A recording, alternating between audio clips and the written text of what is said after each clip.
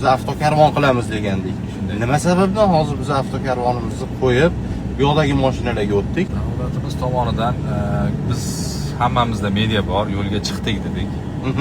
Hamma kuzatyapti buni, o'zbek xalqi va davlat rahbarlari, xodimlar. Biz shunaqa o'ylagan edik, hamma o'zini avtomobilda kela olsin deb o'ylagan edik. Agar ko'pchilik bo'lsa, shuncha hozir 80 ga yaqin tadbirkor, 20 ta har xil kichik katta avtomobillar bo'ldi.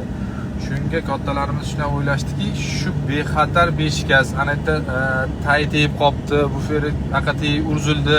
Shunaqa masalalar bo'lmasin. Bizlar siz bilan maqsadimiz qanaqa edi? Har bitta o'zbek tadbirkori Afg'oniston bozoriga kirmoqchi bo'lsa, agar o'zini mashinasida yoki boshqa mashinada bo'lsa ham bemalol kelib, xavfsiz aylanib ketish imkoniyatiga ega bo'lsin deb bizlar avtokarvonni tashkillashtirdik. Lekin hozirda mana davlatimiz bizni o'ylab, mana shu mashinalarni hal qilib berishdi. Keldi. Xalqimizda savol tug'iladi. Hozir sizlar mana bunaqa keldinglar.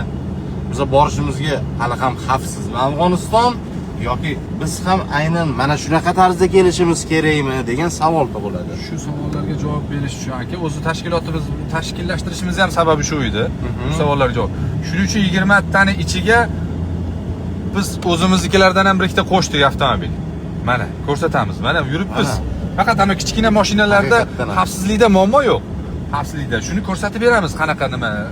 Faqat muammolar shu yo'ldagi muammo, yo'ldagini chegara dovonni ko'rsatamiz.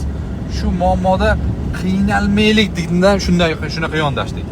Aslida mana bu katta mashinalarda xudo xolasa qiyinchilik bo'lmaydi. Shuni xotirjam chiroyli o'tib ketamiz. Yo'l-yo'lakay tushuntirib ketamiz aslida qanday-yu nima uchun bunaqa kattalarimiz shunaqa yengillik berishganini bizga.